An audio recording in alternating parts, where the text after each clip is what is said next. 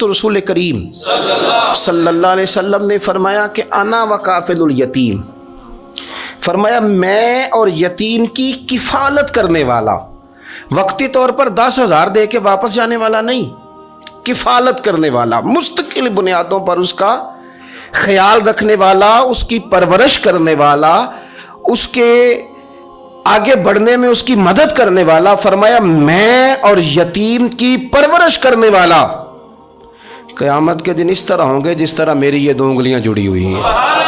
حضور فرماتے ہیں اس طرح قیامت کے دن میں اور یتیم کو پالنے والا ہوں گے۔ تو اچھے جذبوں کے ساتھ، خوبصورت رویوں کے ساتھ، اللہ کی رضا کو پیش نظر رکھتے ہوئے ان بچوں کو، اور یہ 1 2 4 لوگوں کی تعداد نہیں، یہ ڈھیر سارے بچے ہوتے ہیں، ڈھیر سارے۔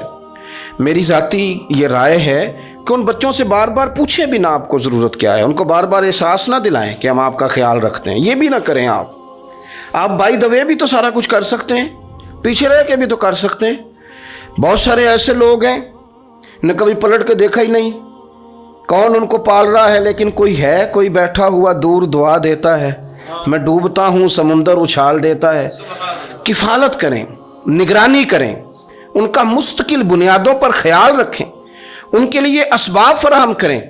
میرے رسول پاک صلی اللہ تعالیٰ علیہ وآلہ وسلم ارشاد فرماتے ہیں کہ تمہیں بتاؤں گھروں میں سب سے بہترین گھر کون سا ہوتا ہے؟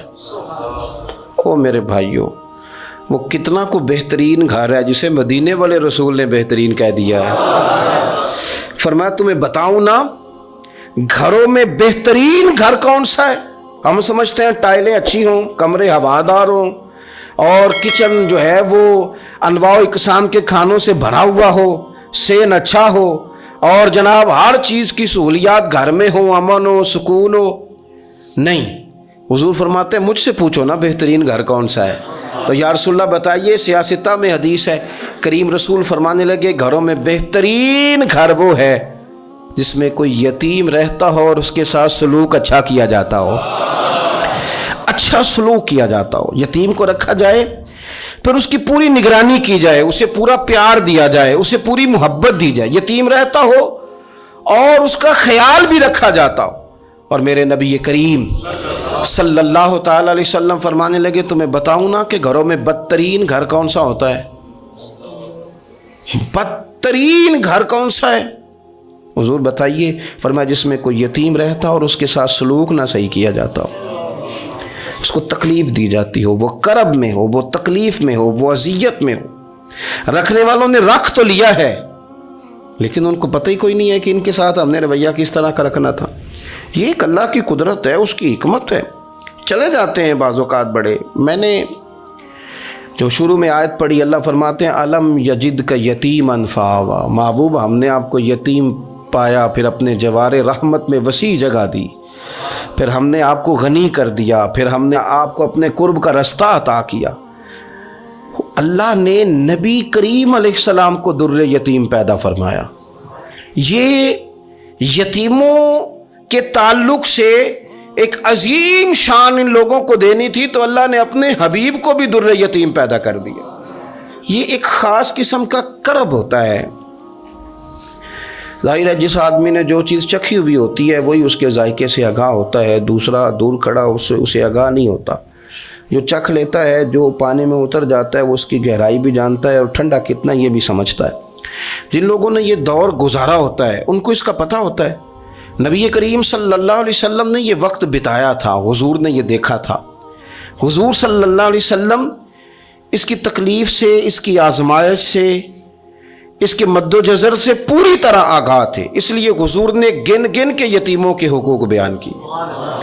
میں نے اپنی زندگی میں یہ نظام دیکھا ہے، پہلے 2 ہفتے لوگوں کی نظروں میں بڑا پیار، اگلے 2 ہفتے اس میں تھوڑی سی کمی، پھر اس کے بعد آہستہ آہستہ کہنا کہ چلو کوئی تعلیمیں حاصل کرنا ضروری تو نہیں نا، چلو یہاں پڑھنا ضروری تو نہیں نا، چلے بندے کو خرچے بھی تو کم، پھر آہستہ آہستہ، کیونکہ کوئی بھی چیز ہے نا وہ پرانی ہوتی ہے، اس میں کمزوری آنا، پھر لوگوں کے لب و لہجے کا تبدیل ہونا، پھر بعض اوقات کسی شخص کا آ کے کوئی بات پوچھنا تو اس کے سوالوں میں چبھن، اس کے لب و لہجے کے اندر گھٹن کہ کتنے بجے باہر جاتے ہو، کب واپس آتے ہو، اب شام کو کتنے بجے جاتے ہو. ابا بھی یہ باتیں پوچھتے ہیں، وہ بھی یہ کام کرتے ہیں، لیکن اس رویے کے اندر جو چاشنی ہوتی ہے وہ اور ہوتی ہے، اس میں جو درد ہوتا ہے وہ. اور کسی کا یہ پوچھنا اور پھر اس انداز سے پوچھنا کہ محسوس ہو کہ لب و لہجے سے طنز چھلک رہا ہے اور باتوں سے جو ہے شیرینی کی بجائے لہو ٹپک رہا ہے، اور آپ تیزاب کا کام کر رہے ہیں یہ سوال جواب کر کے.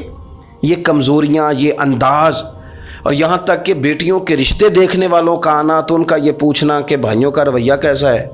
ابا کے ہوتے لوگ یہ سوال نہیں پوچھتے، والد کے جانے کے بعد پوچھتے ہیں آپ کے بھائیوں کا رویہ آپ کے ساتھ ٹھیک ہے. یعنی معنی یہ ہے کہ وہ کچھ دیں گے کہ نہیں دیں گے، وہ کچھ جہیز بنائیں گے کہ نہیں بنائیں گے. یہ ساری چیزیں اس کرب سے وہ بچے گزرتے ہیں، اور پھر وہ بڑے قریبی لوگوں کو بھی اپنا قریبی سمجھنا چھوڑ جاتے ہیں.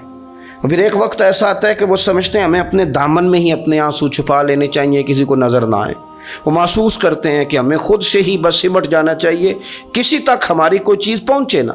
آہستہ آہستہ لوگ چیزوں کو چھپانے لگتے ہیں، اور یہ پوچھنا کہ روٹی کھائی ہے کہ نہیں کھائی، تو اس طرح پوچھنا جیسے کوئی خیرات لے کے کھڑا ہے دروازے پہ. آپ نے کھلانی ہوتی تو کھلا دی ہوتی.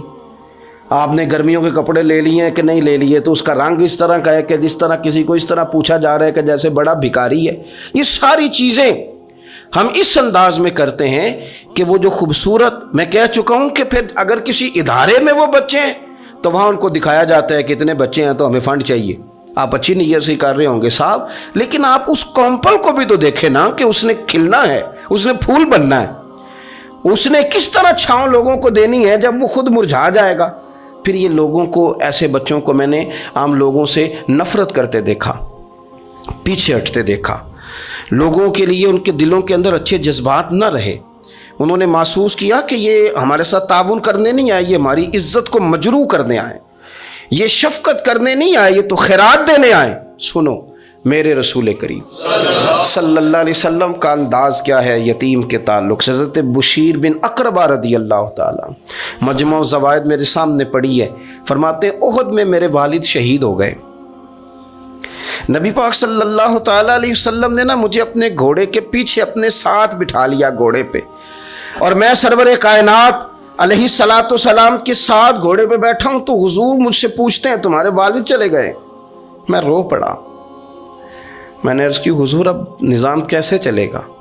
آپ یقین کریں چھاؤں کا پتہ تب بھی چلتا ہے کہ جب دھوپ آتی ہے اور اس کی قدر کا احساس ہوتا ہے.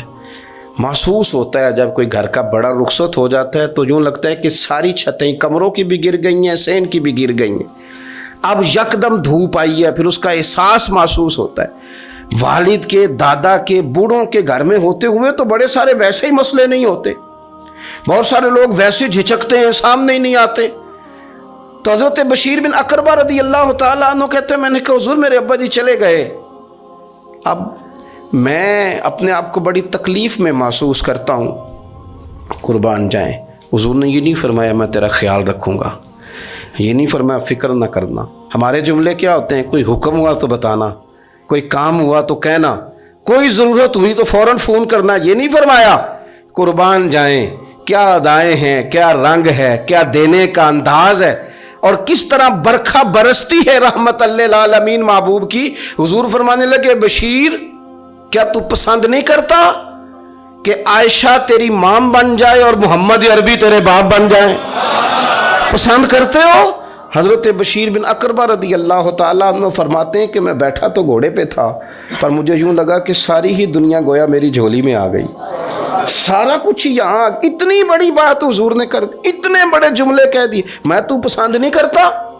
تجھے اچھا نہیں لگتا کہ عائشہ تیری ماں بن جائے اور محمد مصطفیٰ صلی اللہ علیہ وسلم تیرے والد بن جائے؟ تو پسند نہیں. فرماتے بس ختم ہو گئی بات. پھر تو ہم نے دھوپ دیکھی کبھی نہیں، پھر تو غربت گویا آئی کبھی نہیں، پھر تو ہم نے دیکھا ہی نہیں مد و جزر کیا ہوتا ہے. وہ تو دنیا کی بات کرتے ہیں نا. مجھے تو لگتا ہے کہ جن کے لیے یہ لفظ آ گئے نا ان کی تو قیامت کے بھی ساری مشکلیں حل ہو گئے، کہ تو آخرت کے بھی سارے معاملات طے ہو گئے. میرے نبی کریم صلی اللہ تعالیٰ علیہ وسلم ایک ہماری خاص توجہ، اور یہ ہمارا اپنا نفع ہے. ایک بچہ آ گیا، یتیم بچہ. اس نے آ کے عرض کی حضور 3 گھر میں افراد ہیں، میں، میری بہن اور میری بیوہ ماں. والد حضور چلے گئے اور آج نا 3 دن ہو گئے روٹی کوئی نہیں کھائی. میں اس منظر کو بھی جانتا ہوں کہ جب یتیم گھر میں اکٹھے بیٹھے ہوتے ہیں اور پتہ ہوتا ہے ان کو کہ ہماری اماں کے پاس آج پیسے کوئی نہیں اور گھر میں روٹی بھی کوئی نہیں، تو پھر ان کو بھوک ہی نہیں لگتی. ہاں نہیں لگتی. اماں پوچھتی ہے پتر روٹی کھانی ہے؟ نہیں میری تو، میں تو سویرے جو کھایا تھا وہ ہضم ہی نہیں ہوا. اماں جی شاہی کوئی نہیں. یہ پردے اس طرح کر کے بچائے جاتے ہیں. ایک دوسرے کو تسلیاں دینا، ایک دوسرے سے پیار کا بڑھ جانا، ایک دوسرے کے لیے جذبات اور طرح کے بن جانا حکمت الہی کے تقاضے ہوتے ہیں. یا رسول اللہ صلی اللہ تعالیٰ علیہ وسلم بیوہ ماں ہے، یتیم بہن ہے، 3 دن سے کھایا کچھ نہیں. قربان جائیں وہ گھر جہاں سے کائنات کھاتی ہے ساری. حضور نے فرمایا بلال جا کے ساری ازواج مطہرات سے پوچھ گھر میں کیا ہے. حضرت بلال کہتے ہیں میں سارے گھاری پوچھ آیا، ٹٹول آیا، ٹوٹل 21 کھجوریں نکلی. یہ 2 جہاں کے شاہ ہیں اور پاس کچھ رکھتے نہیں، 2 جہاں کی نعمتیں ہیں، ان کے خالی ہاتھ میں حضور کے سارے گھر کو میں ڈھونڈ 21 کھجوریں نکلی تو لا کے میں نے پیش کر دی. تو حضور نے ڈائریکٹ اس کو نہیں دی، نبی پاک نے اپنے ہاتھ پہ رکھ لی. اور کہتے ہیں پھر حضور نے نا اپنا منہ مبارک قریب کیا کھجوروں کے. صحابہ خود فرماتے ہیں کہ یہ جو حضور نے منہ مبارک قریب کیا نا تو نبی پاک برکت کی دعا کر رہے تھے. 21 کھجوروں پہ برکت کی دعا ہوئی. حضور نے اس بچے کو بلایا، تھپکی دی، فرمایا لے جا 7 تیری بہن کی. انہیں معمولی نہ سمجھنا ہو. تو حضرت بلال کہتے ہیں حضور 3 بھی دے دینا کبھی تو 30 سال ختم ہی نہیں ہوتی. 30 سال گزر جاتے ہیں، نکالتے رہو، کھاتے رہو، ختم ہی نہیں ہوتی. حضور نے فرمایا 7 تیری بہن کی، 7 تیری والدہ کی، اور 7 حضور نے اور بھی تلقین فرمائی. فرمایا ایک سویرے کھایا کرنا، ایک شام کو کھایا کرنا. یہ لے جا. حضرت سیدنا بلال حبشی کہتے ہیں رضی اللہ تعالیٰ عنہ کہ بچہ لے کے جب باہر نکلا تو حضرت سیدنا معاذ ابن جبل دوڑ کے گئے اور جا کے بچے کے سر پہ شفقت سے ہاتھ پھیرا. کا فکر نہ کرنا، رب کریم تجھے بہترین سرپرست عطا کرے گا. پتر پریشان نہ ہونا، اللہ تیری مدد کرے گا. صرف حوصلہ دیا، سر پہ دست شفقت پھیرا. بچہ چلا گیا تو حضور نے فرمایا معاذ ادھر آؤ نا ذرا. یا رسول اللہ حکم ہو. فرمایا کس چیز نے تمہیں اٹھایا بچے کے سر پہ ہاتھ رکھنے کے لیے؟ کس نے تمہیں کہا؟ کس چیز نے تمہیں اٹھایا جو تم بچے تک پہنچ گئے؟ عرض کی یا رسول اللہ وہ جو میرے دل میں اللہ نے یتیم کے لیے رحمت رکھی ہے نا، اس نے مجھے اٹھایا تھا اور میں نے جا کے اس کے سر پہ دست شفقت پھیرا. تو حضور فرمانے لگے سن پھر، جو کسی یتیم کے سر پہ خالی ہاتھ بھی پھیر دے، جتنے بال اس کے ہاتھ کے نیچے آئیں گے نا، رب اتنی خطائیں معاف کرے گا، اتنی نیکیاں دے گا، اتنے درجے اس کے بلند کر دے گا. خالی دست شفقت ہی پھیر دے. دینا دلانا تو بعد کی بات ہے، اس کا خیال رکھنا. تو یہ جو ہمارے مدارس ہیں نا، ان میں اکثر بچے غریب ہوتے ہیں، لیکن کچھ بچے تگڑے گھروں کے بھی ہوتے ہیں، مالدار گھروں کے بھی ہوتے ہیں. اس میں اگر کوئی ایسا بچہ آ بھی جاتا ہے نا جو یتیم ہے، کمزور ہے، تو وہ اپنے آپ کو محسوس نہیں کرتا کمزور، کیونکہ وہ یہ نہیں سمجھتا کہ میں یتیم خانے میں آیا ہوں. اس کے ذہن میں مائنڈ سیٹ یہ ہوتا ہے کہ میں مدرسے میں آیا ہوں اور میں پڑھنے کے لیے آیا ہوں. اور چونکہ وہ کچھ وزادار بچے، مالدار بچوں کے ساتھ وقت گزارتا ہے، اسی دسترخوان پہ بیٹھ کے کھاتا ہے، اسی کلاس میں سب کے ساتھ بیٹھ کے پڑھتا ہے، تو اس کی عزت نفس مجروح ہونے کی بجائے طاقت پکڑتی. وہ برابری کی سطح پہ جب آتا ہے تو اسے محسوس ہوتا ہے کہ مجھے عزت دی جا رہی. اس لیے مدارس اسلامیہ میری نظر سب سے مضبوط جگہ ہیں جہاں مساکین کی، یتیموں کی، غریبوں کی صحیح معنوں میں کفالت بھی ہوتی ہے، تعلیم بھی ہوتی ہے، عزت بھی ہوتی ہے، تربیت بھی ہوتی ہے. میرے رسول کریم علیہ السلام بڑے انہماک کے ساتھ، بڑے توجہ کے ساتھ. اچھا ایک کام اور ہوتا ہے ہمارے ہاں، وہ کیا ہے؟ اگر کوئی یتیم مال چھوڑ گیا نا اس کا باپ، تو پھر تو وارے نہیں آ رہے ہیں اس کے. پھر تو اللہ خیر کرے کہ بہت سارے مل جائیں گے کفالت کرنے والے، بہت سارے ملیں گے دھیان رکھنے والے، بڑے سارے ملیں گے توجہ دینے والے. قرآن مجید نے فرما دیا ہے کہ جو یتیم کا مال کھاتا ہے وہ سمجھ لے کہ میں مال نہیں کھا رہا، میں آگ کھا رہا ہوں، آگ کھا رہا ہوں، آگ. سورہ نساء دیکھیے ہمارے ہاں اگر تو وہ مال چھوڑ گیا ہے تو پھر تو بہت سارے رشتہ دار مستقل اس کے محلے میں مکان لینے کو تیار ہو جاتے ہیں، الا ماشاء اللہ۔ پھر تو بڑے سارے ایسے بھی رشتہ دار بن جاتے ہیں جن کو والد کی موجودگی میں کبھی زیارت کا موقع بھی نہیں ملا تھا۔ یہ مال جو یتیم کا ہے اس کی تو زیادہ حفاظت کرنی تھی۔ ہم کئی دفعہ مسئلہ بتاتے ہیں، لوگ فتویٰ بازی شروع کر دیتے ہیں۔ مجھے بلایا گیا کہ ایک صاحب کا انتقال ہو گیا تو ان کا ختم شریف ہے، تو بچے ان کے نابالغ ہیں، تو میں نے کہا کہ آپ اس طرح کریں، ان کے مال میں سے زیادہ پیسے نہ صرف کریں۔ نہیں جی نہیں، بڑے پیسے کمائے ہیں جی، اس نے ساری زندگی باہر نکالی، یا تو لاکھوں کروڑوں کمائے ہیں، تو چھوٹا گوشت پکائیں گے، بکرے کا گوشت پکائیں گے اور ہم ان کا ختم شریف دلائیں گے۔ تو میں نے کہا صاحب آپ رشتہ دار ہیں، ان کے بچوں کے مال کی حفاظت کریں۔ ختم شریف تو اس میں گوشت زیادہ ہونا ضروری نہیں، اس میں تو درد سے دعا کرنا ضروری ہے، اس میں تو تلاوت قرآن پاک کے سال ثواب میں ضروری ہے، ذکر اذکار ضروری ہے۔ لیکن کیا کیا جاتا ہے کہ بے دریغ مال ان کا اگر ہو تو، ایک حدیث پاک ہے بخاری مسلم میں، بڑے غور سے سنیے گا اور اس کے اندر جتنے پہلو ہیں ان پر پوری توجہ دیجیے گا کہ کہیں ہم ادھر آ تو نہیں گئے۔ رسول پاک صلی اللہ علیہ وسلم نا ہمارے لیے سب سے بڑے حکیم ہیں، سب سے زیادہ حکمت حضور نے ہمیں بتلائی ہے کہ اس رستے چلو گے تو بچو گے، اس رستے جاؤ گے تو ہلاک ہو جاؤ گے۔ نبی کریم علیہ السلام نے فرمایا، بخاری مسلم ہے، فرمایا 7 ہلاک کرنے والی چیزوں سے بچنا، اگر ان میں تم چلے گئے تو ہلاک ہو جاؤ گے۔ 7 چیزیں ہیں جو تمہیں ہلاک کر دیں گی، برباد ہو جاؤ گے، تباہ ہو جاؤ گے، ہلاکت کا سفر ہے یہ، 7 چیزوں سے بچو۔ یا رسول اللہ صلی اللہ علیہ وسلم وہ کون کون سی؟ تو حضور نے فرمایا اللہ کے ساتھ شریک نہ کرنا، ہلاک ہو جاؤ گے۔ دوسرا نبی پاک صلی اللہ علیہ وسلم نے فرمایا جادو نہ کرنا، ہلاک ہو جاؤ گے، ہلاک۔ اور یار جسے حضور فرما رہے ہیں ہلاک ہو جائے وہ بچے گا؟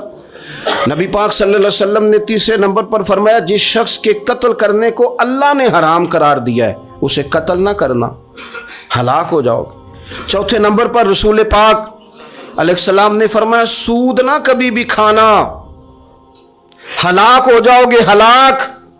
بڑی بڑی دلیلیں دی بینک والوں نے، بڑا سمجھایا تو عادی صاحب مان گئے، محترم مان گئے، کہنے لگے نہیں جی نہیں وہ کاروبار میں لگاتے ہیں۔ بڑے بھولے بالے ہیں ہم، پتہ سارا ہے۔ اور دیکھو سب کاموں کے باوجود مستقل بینکوں میں پیسے اس اکاؤنٹ میں رکھے ہوئے ہیں جہاں سے مستقل سود آتا ہے۔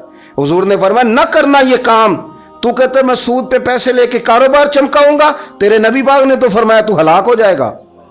تو کہتا ہے میں میل لگاؤں گا، حضور نے تو فرمایا ہلاکت ہے۔ تو کہتا ہے میں بڑا کچھ کر جاؤں گا تو ہلاکت ہے۔ اچھی طرح سمجھ لیں، اصل مال بھی ضائع ہو جاتا ہے اس بندے کا جو سود کا مال ملا لیتا ہے، اصل برکت بھی اڑ جاتی۔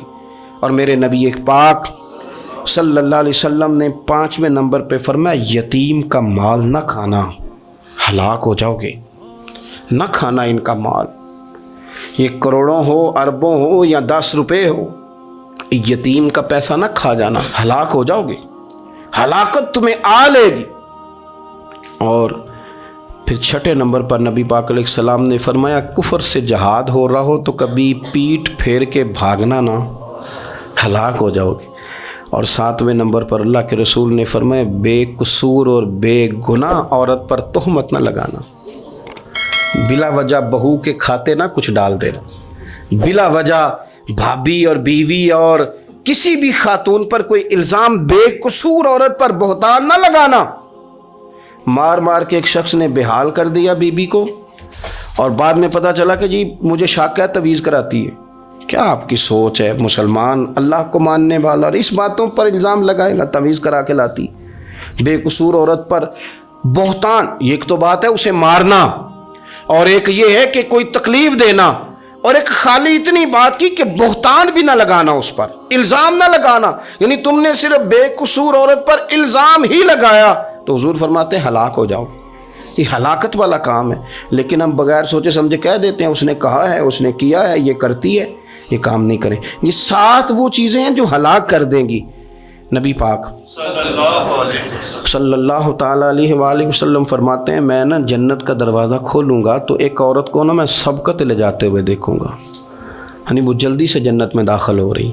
یا بعض شارحین کہتے ہیں کہ حضور داخل ہوتے ہی سب سے پہلے اس کا چہرہ دیکھیں گے، حضور فرمائیں گے تو پہلے ہی آ گئی، بی بی جنت میں، حضور نے دروازہ کھولا تو جلدی سے نظر آئی، تو پہلے آ گئی۔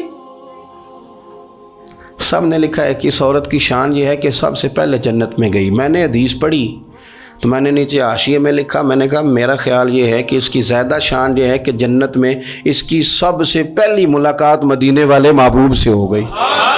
یہ دیکھو کتنی بڑی شان۔ حضور فرمانے لگے تو کیسے پہلے آ گئی، کون ہے تو وہ کہنے لگی حضور میں بیوہ ہوں، میرے بچے یتیم تھے، میں نے ان کی خاطر نہ بیٹھی رہی، میں نے نکاح نہیں کیا، میں نے ان یتیموں کی پرورش کی، بیوہ بن کے زندگی گزار دی، ان یتیموں کے لیے بیٹھی رہی۔ اس کو جائز ہے، یہ کر سکتی تھی، لیکن اس نے سوچا کہ میں ان کی نگہبانی یتیموں کے لیے بیٹھی رہی۔ آج شان یہ ہے کہ مدینے والے کے لیے جب دروازہ کھلا ہے تو اس بی بی کو بھی رب کریم نے فوراً ہی جنت عطا فرما دی، یہ سب سے پہلے گئی۔ میں نے دیکھی ہیں ایسی عورتیں 23 سال میں بیوہ ہوئی پر عمر بچوں کے نام کر دی۔ اسے پتہ تھا کہ کل کو جب یہ بڑے ہوں گے تو یہ اپنے کمرے کا دروازہ بند کر لیں گے، یہ نہیں پوچھیں گے کہ اماں سوئی ہے کہ جاگ رہی ہے، ان کا آنا جانا الگ سے ہو جائے گا، ان کے تعلقات اپنے ہو جائیں گے، پر یہ بیٹھی رہی، یہ بیٹھی رہی۔ اس نے بچوں کو وقت دیا تو بچے تو کیا اس کو صلہ دیتے تھے، رب نے یہ صلہ دیا ہے کہ سب سے پہلے اسے جنت میں داخلہ عطا فرمایا۔ ابو داؤد شریف میں مسند امام احمد بن حنبل میں حدیث ہے، نبی پاک صلی اللہ علیہ وسلم کے چچا زاد تھے حضرت جعفر طیار، مولا علی شیر خدا کے بھائی تھے، جنگ موتا میں شہید ہو گئے۔ وہاں سے کوئی خبر لے کے نہیں آیا، لیکن رب خبریں دیتا ہے نا اپنے حبیب کو، اللہ غیب کے خزانوں کی کنجیاں دیتا ہے اپنے محبوب کو۔ نبی کریم صلی اللہ تعالیٰ علیہ وسلم نا ان کے گھر گئے، ان کی زوجہ کا نام اسماء بنت امیس تھا۔ حضور نے فرمایا اسماء میرے بھتیجوں کو میرے پاس لاؤ، محمد بن جعفر اور عبداللہ بن جعفر رضی اللہ تعالیٰ عنہ۔ بچے قریب آئے، حضور کو پتہ ہے ان کے والد شہید ہو گئے، نبی پاک نے اپنی ناک مبارک ان کے رخساروں پہ رکھے، پھر حضور نے ان کا ماتھا چوما، پھر نبی پاک صلی اللہ علیہ وسلم نے سینے سے لگایا، فرمایا حجام کو بلاؤ نا ذرا، ان کے بال تراشے، کتنی بڑے ہو گئے، حجامت ہونے والے۔ حضور پیار کر رہے تھے، آنکھوں میں آنسو تھے، تو جناب اسماء قریب آئیں، کہنے لگے حضور میرے شوہر کی کوئی خبر آ گئی ہے؟ تو نبی پاک صلی اللہ تعالیٰ علیہ وسلم نے گردن مبارک اٹھائی تو آنکھوں میں آنسو تھے، فرمایا رب نے میرے بھائی کو شہادت کا درجہ عطا کیا ہے، فرمایا کوئی آہ و بکا نہ کرنا میرے بھائی پر، اللہ نے اسے شہادت کا درجہ دیا ہے۔ حضرت جعفر طیار کے گھر والوں کے لیے حضور نے صحابہ کو حکم دیا کہ یہ غم میں ہیں، ان کے لیے کھانے پکا کے لاؤ۔ پھر نبی پاک ان بچوں سے پیار کرنے لگے، فرمانے لگے یہ جو ہے نا محمد بن جعفر یہ اپنے دادا جناب ابو طالب سے ملتا جلتا ہے، اور یہ جو عبداللہ بن جعفر ہے یہ تو سارا میرے ساتھ ملتا جلتا ہے۔ نبی پاک صلی اللہ علیہ وسلم پیار کرتے، باتیں کرتے، حضرت اسماء رونے لگیں۔ یہ ابو داؤد شریف میں مسند امام احمد بن حنبل میں چمکتے جملے، عرض کرنے لگی حضور میرے بچوں کا کیا بنے گا، کون کفالت کرے گا؟ قربان جائیں رسول پاک صلی اللہ علیہ وسلم کے کیا جملے، یتیموں کے لیے حضور کا نوازنے کا کیا انداز ہے۔ فرمایا اسماء تو فکر نہ کر، انا ولیہم فی الدنیا والآخرہ، فرمایا میں دنیا میں بھی ان کا وارث بنوں گا، قیامت کے دن بھی ان کا وارث بنوں گا۔ تو صرف دنیا کی بات کرتی ہے کہ نظام معیشت کا کیسے چلے گا، اور میرا وعدہ یہ ہے کہ دنیا میں بھی ان کی سرپرستی کروں گا، آخرت میں بھی سرپرستی کروں گا، آخرت میں بھی میں ان کا خیال رکھوں گا۔ آپ غور تو فرمائیں، توجہ تو کریں کہ اس قدر زیادہ حضور کا انہماک اس طبقے کے ساتھ ہمیں اپنے دائیں بائیں عزیزوں میں، رشتہ داروں میں، دوستوں میں، علاقہ میں، پڑوسیوں میں، محلے داروں میں دیکھنا چاہیے۔ یہ بچے بیچارے میں نے دیکھا ہے ان کے بگڑنے میں اصل بات یہ ہوتی ہے کہ کوئی مخلص ہو کے سرپرست نہیں بنتا۔ آگے بڑھیں، اپنی اپنی خدمات پیش کریں، اور جس طرح ہمارا بچہ بگڑ جائے تو ہم اس کے لیے پوری کوشش کرتے ہیں، جد و جہد کرتے ہیں، حالات، واقعات، پس منظر، پیش منظر کا جائزہ لیتے ہیں کہ کون سے اسباب اختیار کیے جائیں تو یہ ٹھیک ہو سکتا ہے۔ وہ ساری چیزیں ان کے لیے بھی ہمیں اختیار کرنی چاہیے، اور یہ بچے اگر احساس ذمہ داری پکڑ جائیں، جو وارث سے محروم ہو جاتے ہیں، یہ اگر احساس ذمہ داری پکڑ جائیں تو پھر یہ قوموں کی قیادت کرتے ہیں، پھر یہ بہت بڑے جانباز ثابت ہوتے ہیں، پھر یہ اپنے گھر گھرانے کا نہیں، یہ ملتوں کے، قوموں کے لیے مشعل راہ بنتے ہیں۔ لیکن شرط یہ ہے کہ ہم ان کے لیے اپنے دلوں کو کشادہ کریں، سینوں کو وسیع کریں۔ اللہ کریم سمجھنے کی توفیق عطا فرمائے۔ آخر دعوانا ان الحمد للہ رب العالمین۔